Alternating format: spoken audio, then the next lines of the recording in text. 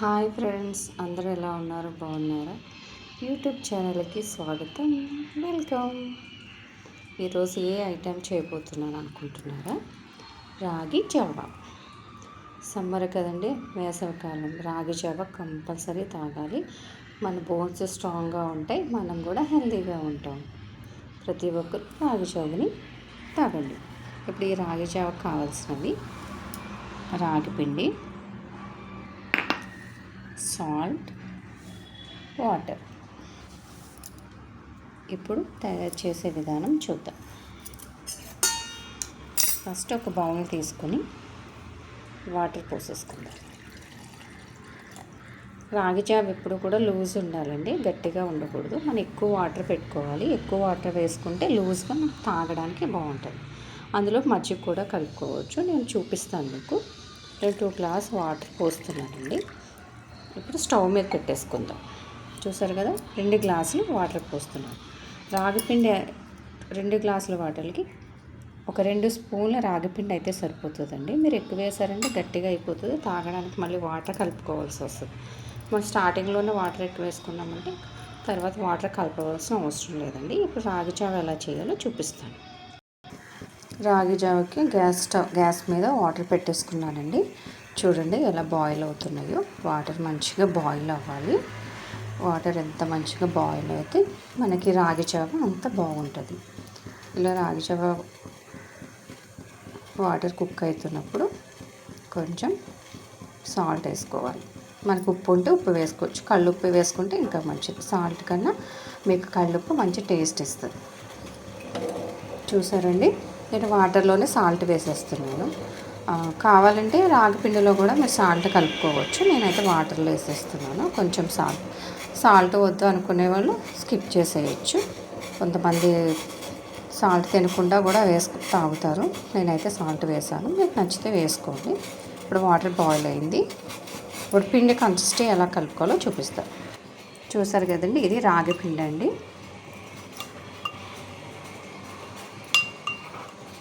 ఒక 2 స్పూన్స్ అయితే సరిపోతుంది. నేను 2 నెంబర్స్కే రాగి జావ చేస్తున్నాను. ఇందులో వాటర్ పోసేసుకుందాం. లూజ్ కలపాలండి ఇది రాగిది.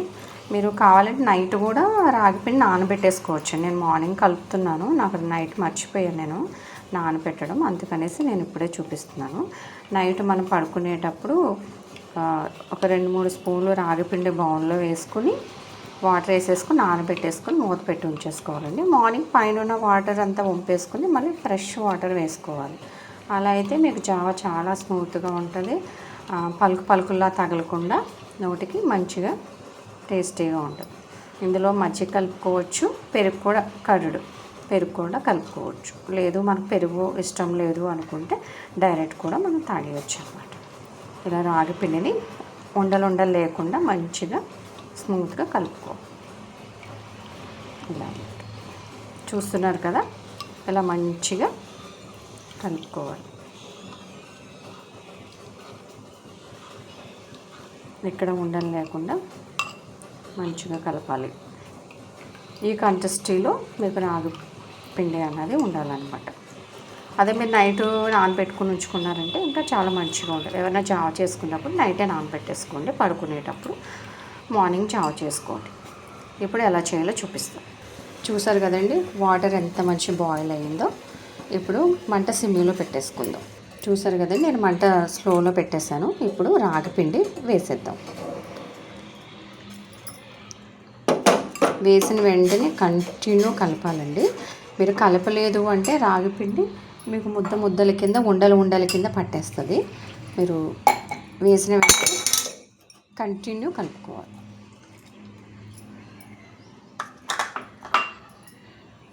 చూసారు కదా, ఇలా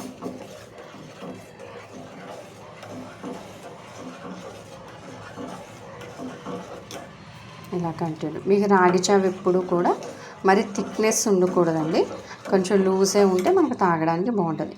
ఒకవేళ మీకు థిక్నెస్ ఎక్కువ అయిపోయింది, మరి గట్టిగా ఉంది అనుకుంటే వాటర్ పోసుకోవచ్చు. తాగడానికైతే కంపల్సరీ మాత్రం లూజే ఉండాలండి కన్సిస్టెన్సీ. లేదు మేము రైస్లో వేసుకుంటాము అంటే ఇందులోనే కొంచెం మనం రైస్ బాయిల్ చేసుకున్న రైస్ని డైరెక్ట్ ఇందులో వేసేసుకోవచ్చు.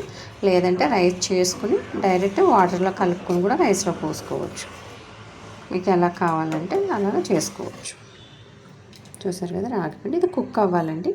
ఒక 10 మినిట్స్ పట్టింది. నేను మళ్ళీ చూపిస్తాను మీకు. చూసారు కదండి రాగి జావ ఎలా కుక్ అయిందో.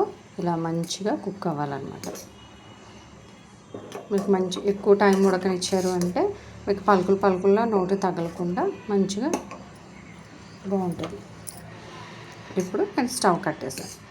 రాగి జావ రెడీ అయిపోయిందండి. ఇప్పుడు దీన్ని ఎలా సర్వ్ చేసుకోవాలో కూడా చూపిస్తాను. ఇందులో మనం ఇంకా కొన్ని కలిపే ఉన్నాయండి, అవి కూడా చూపిస్తాను మీకు. చూసారు కదండి, నేను రాగి జావ ఒక బౌల్లో తీసేసుకున్నాను.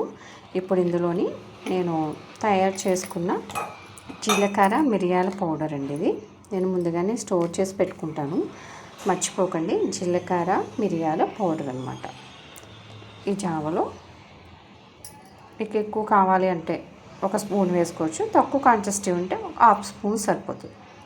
చూసారు కదా, మిరియాలు జీలకర్ర పౌడర్ అండి, నేను స్టోర్ చేసి పెట్టుకున్నాను 1 స్పూన్. మీరు పెరుగు కావాలి అంటే పెరుగు కలుపుకోవచ్చు. నేను 2 స్పూన్ పెరుగు కూడా యాడ్ చేస్తున్నాను.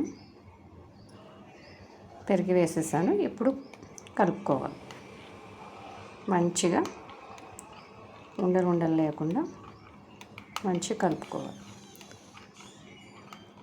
ఈ కన్సిస్టెన్సీ లూజ్ ఉంటే డైరెక్ట్ పెరుగు కలిపేసుకోవచ్చు అండి. లేదు మజ్జిగ కింద చేసుకుని, మీకు జావ కానీ గట్టిగా ఉంటే మాత్రం మజ్జిగ కింద చేసుకుని వేసుకోవచ్చు. చూసారు కదండి, ఇంకా మంచిగా కలపాలి. చూసారు కదండి, ఎంతో టేస్టీ అయిన రాగి జావ రెడీ అయిపోయింది. మీలో ఎంతమందికి రాగి జావ ఇష్టమో కామెంట్లో తెలియచేయండి. సమ్మర్ కదా, పిల్లలు పెద్దలు కూడా ఈ రాగి జావని తాగొచ్చు. బోన్స్ స్ట్రాంగ్గా ఉంటాయి, మనం కూడా హెల్తీగా ఉంటాం. షుగర్ బీపీ పేషెంట్లు కూడా మంచిగా యూస్ అవుతుంది. ప్రతి ఒక్కరు సమ్మర్లో మాత్రం మార్నింగ్ టైం కుదిరితే మార్నింగ్ టైం ఒక గ్లాస్ తీసుకోండి. హెల్తీగా కూడా ఉంటారు, పిల్లలకి బోన్స్ కూడా గట్టిగా ఉంటాయి, మనం కూడా స్ట్రాంగ్గా ఉంటాం. చూసారా, ఎంతో హెల్తీ అయినా మంచి టేస్టీ అయినా రాగి జావ రెడీ. మీలో ఎంతమందికి రాగి జావ ఇష్టమో మన కామెంట్లో తెలియచేయండి. సబ్స్క్రైబ్ చేయండి, లైక్ చేయండి, మర్చిపోకండి. Bye bye.